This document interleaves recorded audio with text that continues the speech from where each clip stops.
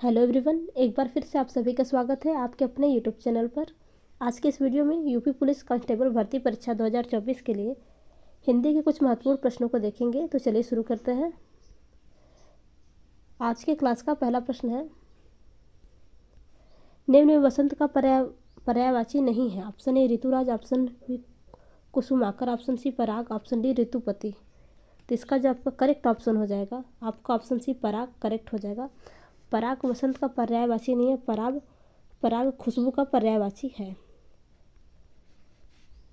प्रश्न संख्या 2, श्रद्धानंद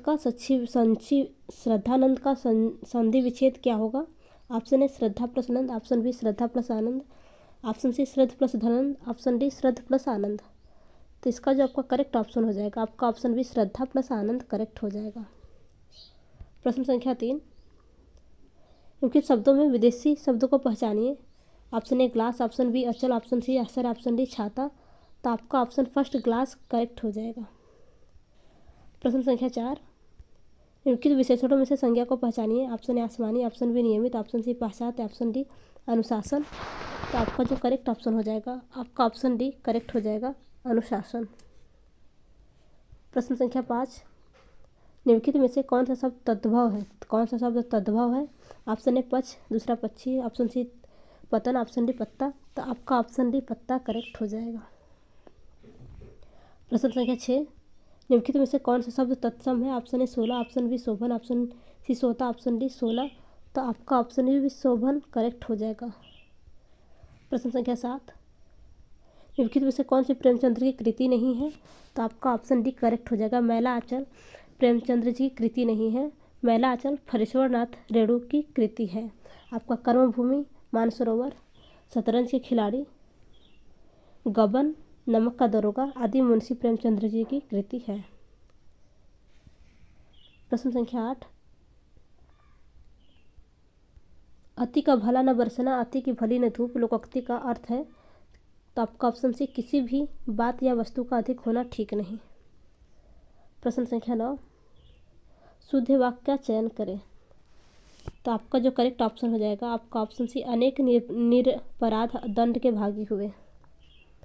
प्रश्न संख्या 10, बच्चे बस से पाठशाला जाते हैं, इस वाक्य में कौन सा कारक है। तो आपका ऑप्शन बी करण कारक करेक्ट हो जाएगा। बच्चे बस से पाठशाला जाते हैं में करण कारक है, इसके लिए चिन्ह से के लिए द्वारा होता है। प्रश्न संख्या 11, मध्य स्वर कहते हैं। ऑप्शन ए ऊ को, ऑप्शन ए बी ई को, ऑप्शन सी ई को, ऑप्शन डी अ को।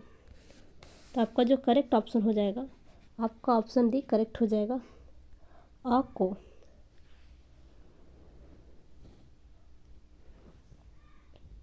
प्रश्न संख्या 12, निम्न में कंठवर्ड है। ऑप्शन ए ई य स, ऑप्शन बी अ ह विसर्ग, ऑप्शन सी री ए और स, ऑप्शन डी री स और ल। तो इसका जो आपका करेक्ट ऑप्शन हो जाएगा, आपका ऑप्शन बी करेक्ट हो जाएगा, अ और ह विसर्ग। अ और ह विसर्ग तथा क वर्ग के वर्ण कंठ के अंतर्गत आते हैं। जबकि बात करें ई य और स यानी और च वर्ग के, ई य और स और च वर्ग के ये सब तालव्य से होते हैं। बात करें री स और ए और ट वर्ग, री स और ए और ट वर्ग मूर्धा से होते हैं। आगे बढ़ते हैं। प्रश्न संख्या 13, शीतर्तु का संधि विच्छेद कौन सा है। शीतर्तु का संधि विच्छेद कौन सा है। तो आपका ऑप्शन सी करेक्ट हो जाएगा, शीत प्लस ऋतु। प्रश्न संख्या 14, हिंदी के अतिरिक्त कौन सी भाषा देवनागरी लिपि में लिखी जाती है। हिंदी के अतिरिक्त कौन सी भाषा देवनागरी लिपि में लिखी जाती है। तो आपका ऑप्शन डी नेपाली करेक्ट हो जाएगा। हिंदी के अतिरिक्त नेपाली भाषा भी देवनागरी लिपि में लिखी जाती है। प्रश्न संख्या 15, निम्न में से कौन सा शब्द प्रत्यय और उच्चारण के आधार पर व्यंजन का वर्गीकरण नहीं है? ऑप्शन ए उच्छिप्त, ऑप्शन बी पार्श्विक, ऑप्शन सी सघोष, ऑप्शन डी ऊष्म। तो आपका ऑप्शन सी सघोष करेक्ट हो जाएगा। प्रत्यय और उच्चारण के आधार पर सघोष व्यंजन का वर्गीकरण नहीं है। प्रश्न संख्या 16, उद्धत का विलोम शब्द है। उद्धत का विलोम शब्द आपका जो होगा, आपका ऑप्शन बी कठोर। उद्धत का विलोम, आपका उद्धत का विलोम शब्द विनीत, आपका ऑप्शन बी विनीत करेक्ट हो जाएगा। प्रश्न संख्या 17, घर का पर्यायवाची शब्द है। तो आपका निकेतन। घर का जो पर्यायवाची शब्द है, आपका ऑप्शन डी करेक्ट हो जाएगा गेह। और घर का अन्य पर्यायवाची शब्द में सदन, भवन, निकेतन आदि आते हैं। प्रश्न संख्या 18, आसमान से गिरा खजूर पर अटका मुहावरे का आपको अर्थ बताना है, जिसका आपका ऑप्शन बी करेक्ट हो जाएगा एक नई मुसीबत में पड़ना। प्रश्न संख्या 19, किनारे लगना मुहावरे का अर्थ। तो आपका ऑप्शन एक करेक्ट हो जाएगा किसी कार्य का समाप्त होना। प्रश्न संख्या 20, निम्न पंक्तियों में सही अलंकार का चयन कीजिए। पानी बिच मिन प्यासी, मोही सुनी सुनी आवे हासी। इस पंक्ति में कौन सा अलंकार है? तो आपका ऑप्शन सी विशेषयोक्ति अलंकार है। प्रश्न संख्या 21, जिन स्वरों के उच्चारण में दो मात्रा का समय लगता है, ये ह्रस्व से दोगुना समय लगता है, उनको कहते हैं। जिन स्वरों के उच्चारण में दो मात्रा का समय लगता है या ह्रस्व से दोगुना समय लगता है, उनको क्या कहते हैं? तो आपका ऑप्शन बी गुरु स्वर करेक्ट हो जाएगा। प्रश्न संख्या 22, निम्नलिखित में से कौन सा शब्द तद्भव नहीं है? तो आपका ऑप्शन बी अधर करेक्ट हो जाएगा। प्रश्न संख्या 23, निम्नलिखित में से कौन सा शब्द तत्सम नहीं है? तो आपका ऑप्शन सी करेक्ट हो जाएगा पानिप। पानिप शब्द आपका तत्सम नहीं है। प्रश्न संख्या 24, सही वर्तनी शब्द का चयन कीजिए। ऑप्शन ए औन्नति, ऑप्शन बी श्रृंगार, ऑप्शन सी मुश्किल, ऑप्शन डी मातृभूमि। तो आपका जो करेक्ट ऑप्शन हो जाएगा, आपका ऑप्शन बी करेक्ट हो जाएगा श्रृंगार। प्रश्न संख्या 25, समूहार्थक शब्द का चिन्हित कीजिए। समूहार्थक शब्द को चिन्हित कीजिए। ऑप्शन ए पुरुष, ऑप्शन बी स्त्री, ऑप्शन सी मनुष्य, ऑप्शन डी भीड़। तो आपका जो करेक्ट ऑप्शन हो जाएगा, आपका ऑप्शन डी भीड़ करेक्ट हो जाएगा। भीड़ शब्द समूह को दर्शाता है, इसलिए आपका ऑप्शन डी करेक्ट हो जाएगा। प्रश्न संख्या 26, आंशिक शब्द में प्रत्यय क्या है? आंशिक शब्द में कौन सा प्रत्यय है? तो आपका ऑप्शन सी करेक्ट हो जाएगा इक प्रत्यय। आंशिक इक प्रत्यय।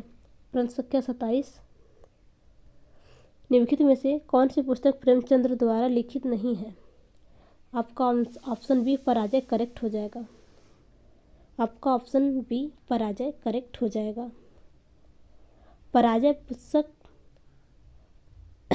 प्रेमचंद्र जी द्वारा लिखित नहीं है, जबकि कायाकल्प, रंगभूमि, प्रेमाश्रय मुंशी प्रेमचंद्र जी द्वारा लिखित है।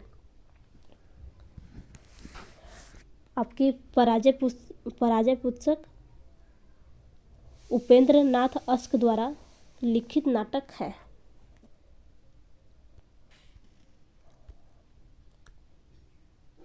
प्रश्न संख्या 28 से लेकर 30 तक। प्रश्न संख्या 28 से लेकर 30 तक इस गद्यांश को पढ़कर और उस प्रश्नों के जवाब देना है।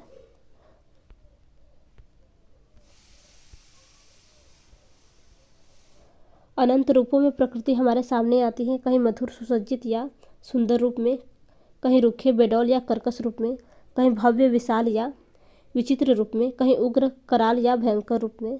सच्चे कवि का हृदय उन सब रूपों में लीन होता है, क्योंकि उसके अनुराग का कारण अपना खास सुख भाग नहीं, बल्कि चिर साहर्ष द्वारा प्रतिष्ठित वासना है, जो केवल प्रफुल्ल प्रसून प्रसाद के सौरभ संचार, मकरंद लोलुप मधुर के गुंजार, कोकिल कुंजित निकुंज शीतल सुख स्पर्श समीर को ही चर्चा किया करते हैं। ये विषयी या भोग लिप्सु हैं। आगे बढ़ते हैं। इस प्रकार जो केवल मुक्ता सहीम बिंदु मंतित मकर ताब स्वाद जाल अत्यंत विशाल गिरि शिखर से गिरते जलप्रपात की गंभीर गति से उठी हुई शिखर निहारिका के बीच विविध पूर्ण स्पंस की विशलता भव्यता और विचरता में ही अपने हृदय के लिए कुछ पाते हैं। वे तमाशबीन हैं, सच्चे भावुक हैं, सहृदय नहीं। प्रकृति के साधारण असाधारण सब इस प्रकार के रूपों को रखने वाले वर्णन हमें वाल्मीकि, कालिदास, भवभूति इत्यादि संस्कृत के प्राचीन कवियों से मिलते हैं। पिछले खेमे के कवियों ने मुक्तव्य रचना में तो अधिकतर प्राकृतिक वस्तुओं का अलग अलग उल्लेख केवल उद्दीपन की दृष्टि से किया। प्रबंध रचना में थोड़ा बहुत सलिष्ट चित्रण किया है। वह प्रकृति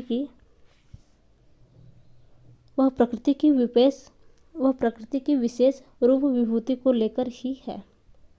तो इस गद्यांश के आधार पर हमें प्रश्नों के जवाब देना है। तो चलिए देखते हैं। प्रश्न संख्या 28, उपर्युक्त गद्यांश के लिए उचित शीर्षक बताइए। तो आपका ऑप्शन बी करेक्ट हो जाएगा, कवि और प्रकृति। कवि और प्रकृति। प्रश्न संख्या 29,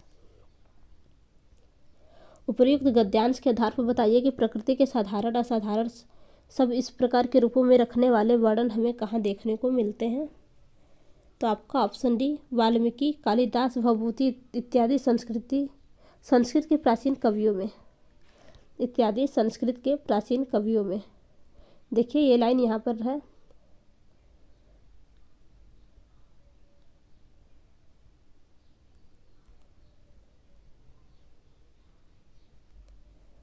आगे बढ़ते हैं। प्रश्न संख्या 30,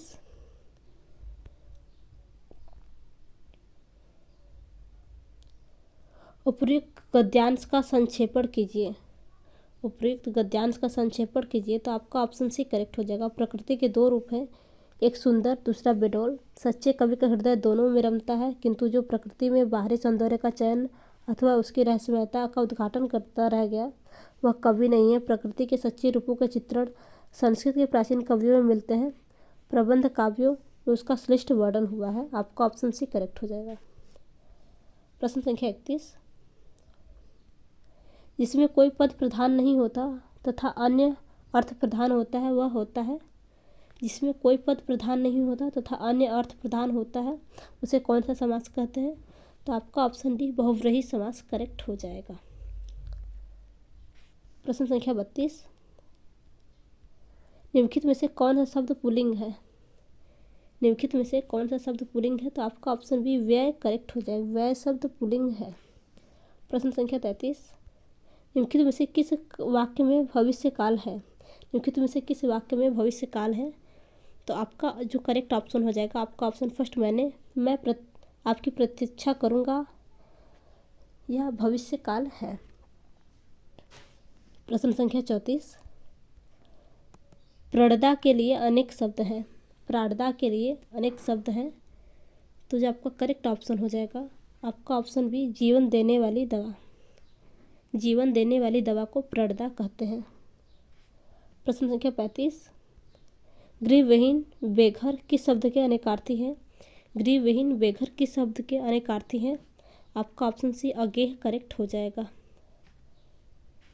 प्रश्न संख्या 36, मिश्रित तथा संयुक्त वाक्यों में विरोध का भाव प्रकट करने के लिए किस विराम चिन्ह का प्रयोग किया जाता है। मिश्रित तथा संयुक्त वाक्यों में विरोध का भाव प्रकट करने के लिए किस विराम चिन्ह का प्रयोग किया जाता है। आपका ऑप्शन फर्स्ट, अर्धविराम करेक्ट हो जाएगा। प्रश्न संख्या 37, श्रृंगार रस का स्थायी भाव क्या है। तो आपका ऑप्शन फर्स्ट करेक्ट हो जाएगा, रति। सो फ्रेंड्स, अगर आपको आज की वीडियो अच्छी लगी है तो वीडियो को लाइक तथा चैनल को सब्सक्राइब करना न भूलिएगा। धन्यवाद।